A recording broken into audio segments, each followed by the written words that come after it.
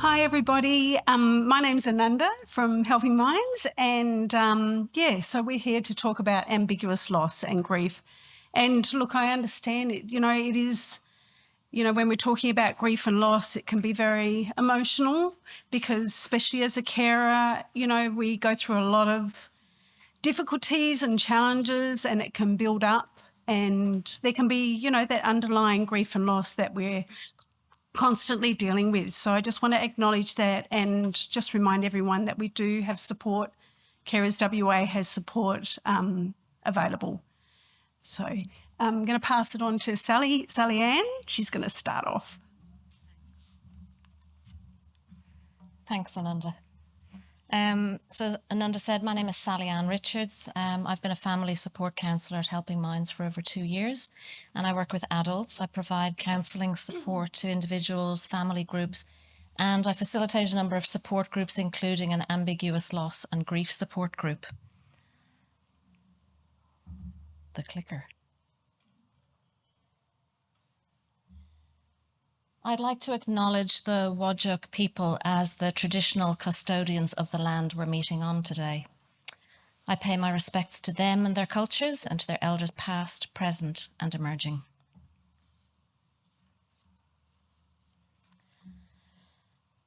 So first off, what do we understand about loss itself? I'm going to go back there before I jump forward. Constant change is an unavoidable part of being a human being. And some changes that we experience in life are positive changes that we welcome, such as a new job, a new baby, a wedding, a milestone birthday. We could go on and on. Some changes are not so welcome and are ones that we don't choose. Sometimes we do choose them. But things like an unemployment, redundancy, the loss of a loved one, the loss of a pet.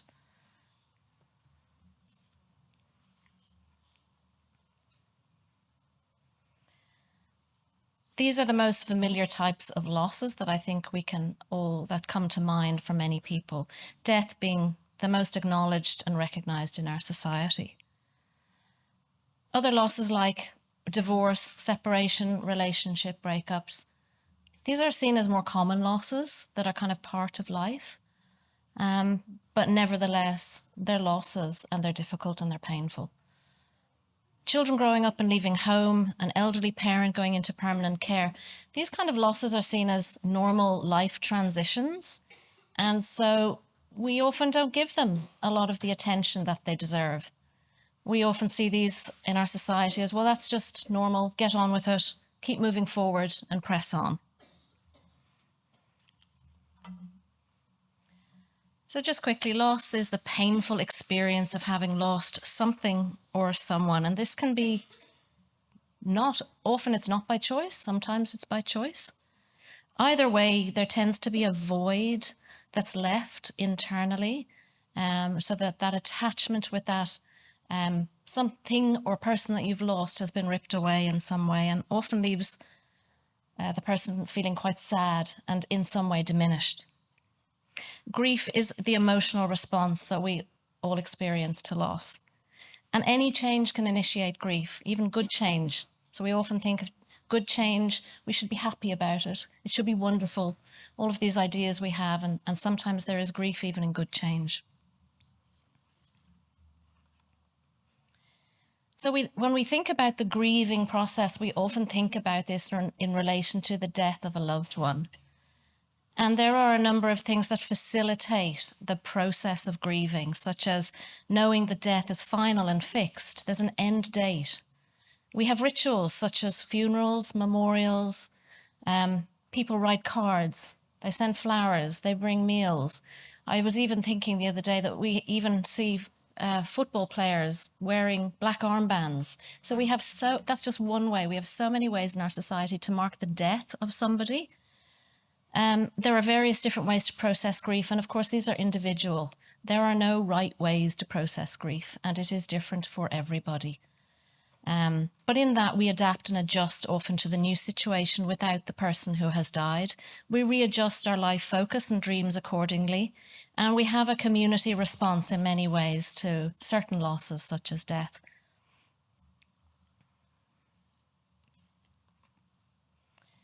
So there are many models of grief, but most researchers will agree that there are certain common aspects of grief relevant to all kinds of loss.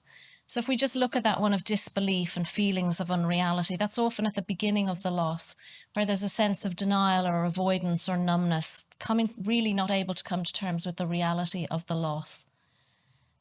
This is often accompanied by really painful emotions, so despair, guilt, sadness, mourning, anger, and eventually a kind of a getting over the loss. And I'm not a big fan of that phrase, but there's a kind of a resolution or an acceptance or a moving forward of, okay, I can live with this now. I can move forward in my life, although that loss will always be present.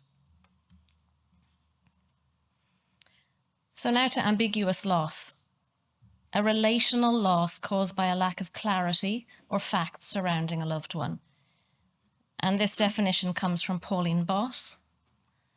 Pauline Boss is a researcher and psychologist who worked with families of soldiers who were lost, missing in action in the 1970s during the Vietnam War.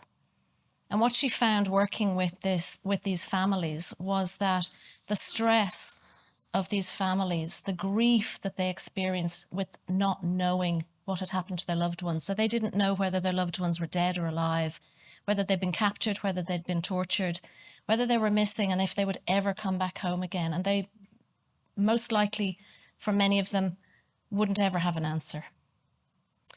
Pauline Boss considers ambiguous loss the most stressful kind of loss, and the ambiguity relating to the fact that the loss is unclear, it's unending, and it lacks resolution.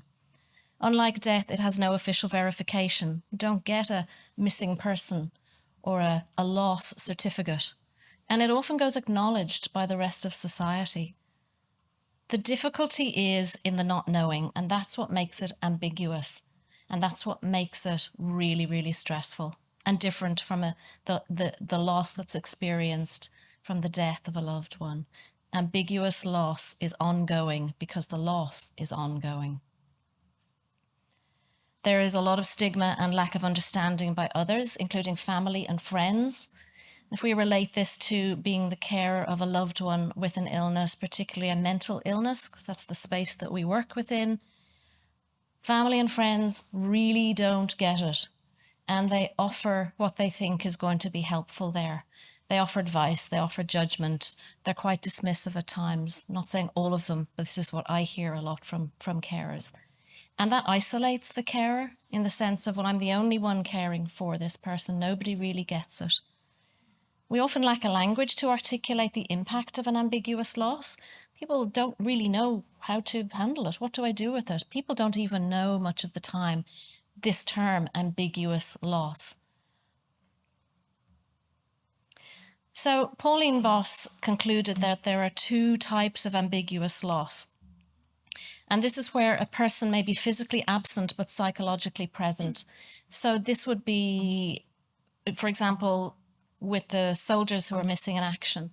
If a loved one is in prison, if you've given a child up for adoption, adult children leaving home, these people are still present in your mind and in your heart, but they're not physically nearby, and maybe they're very far away. The other kind of ambiguous loss is physically present, but psychologically absent. And this really applies where a loved one is perhaps living in your home or living very close by, but psychologically they're not as present as they used to be. There's an absence there. Their behaviors, maybe their personality has significantly changed. And this is, I think, where we work around working with carers who are supporting those who are often physically present but psychologically absent. People with significant mental health issues, people with traumatic brain injuries, with dementia, with addiction.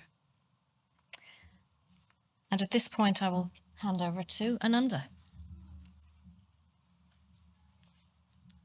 There you go. Thank you. Yeah, so now we're just going to focus on the impact of ambiguous loss for carers.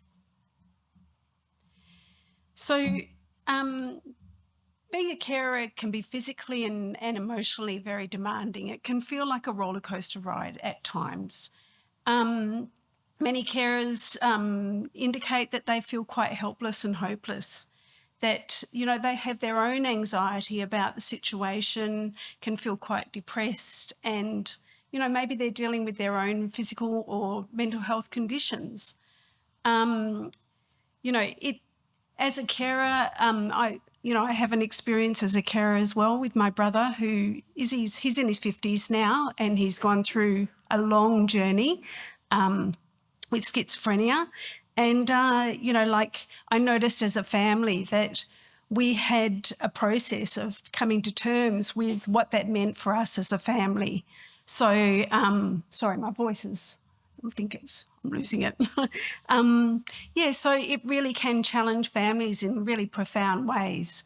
And I certainly know with my family that there's been times when we felt like chooks with our heads cut off, you know, just in a state of chaos and not really knowing how to deal with it, what to do, what was the right thing to do, and often having opposing views about how to approach the situation. And so that, you know, like when we're talking about like having family conflict, so you're dealing with a crisis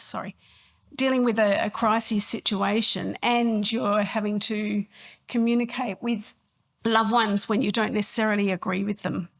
So there's a lot of challenges when we're talking about the carer role, and that underlying all those emotions that can go on underneath that, never mind all the other stuff that we're dealing with, or the practical things that we have to deal with.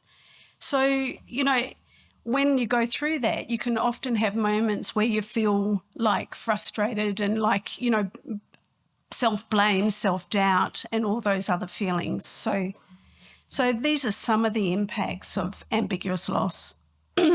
Sorry. So conflicting feelings is really common when we're talking about ambiguous loss.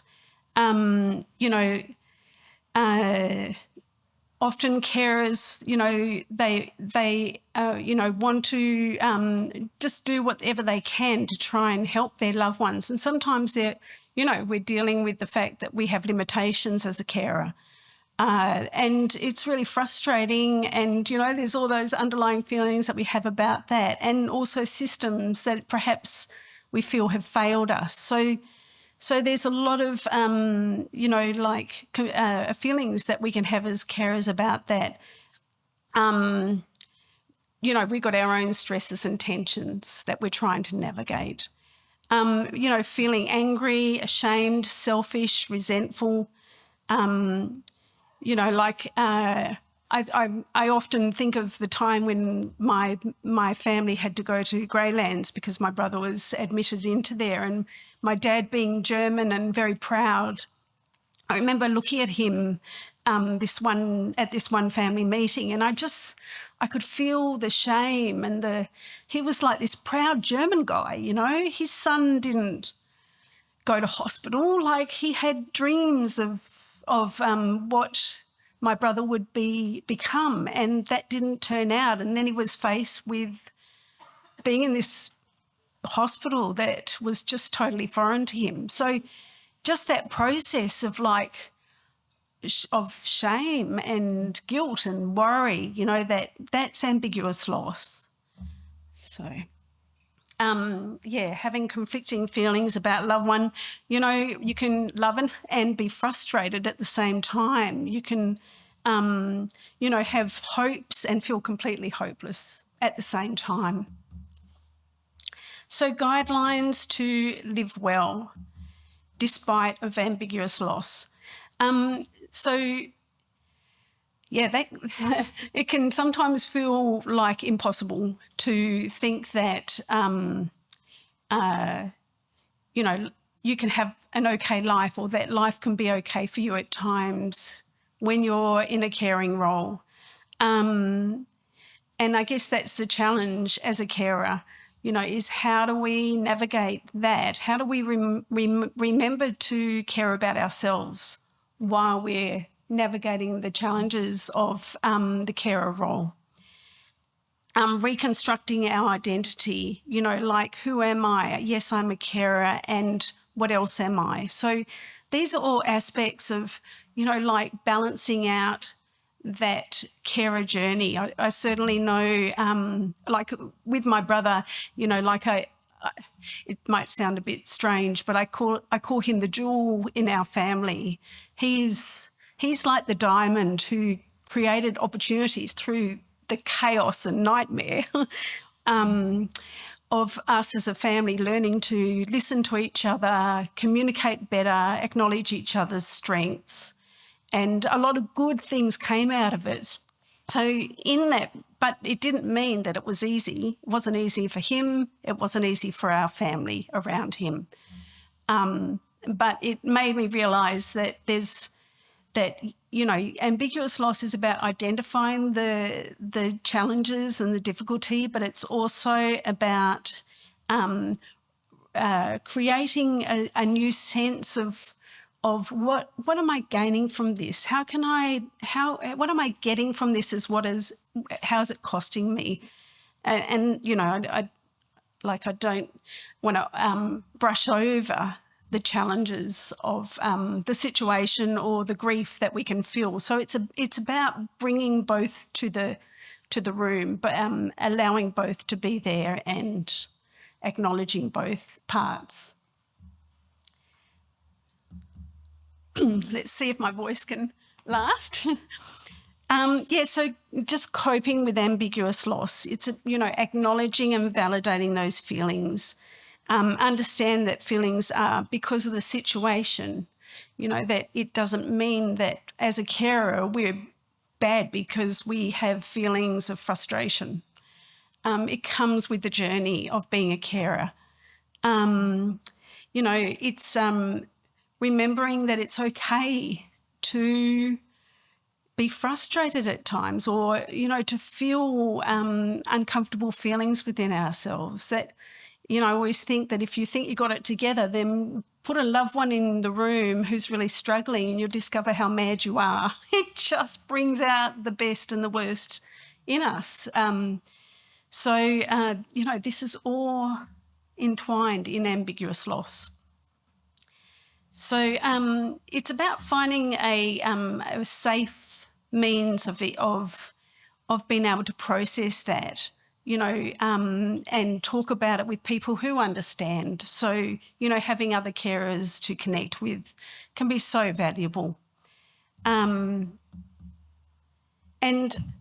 so taking care of you as a carer, we hear this all the time, the importance of self-care, but it's not always easy to do. And sometimes I think it's not about, taking 2 days off, because that's impossible sometimes. But maybe it's about just little mini moments of just grounding ourselves, remembering to breathe, just acknowledging this is really challenging, but I matter. Like someone said earlier on, they put it on their fridge, just to remind themselves and everyone else that they're important too. And, if there was ever to be a sign that I walked around with, that would be it, is like, I matter and you matter. So, I think that's the essence of what can come from ambiguous loss is an acknowledgement that your feelings and your process as a carer is unique, and it's also really important, and you deserve to have that acknowledged and take care of yourselves. So that's it.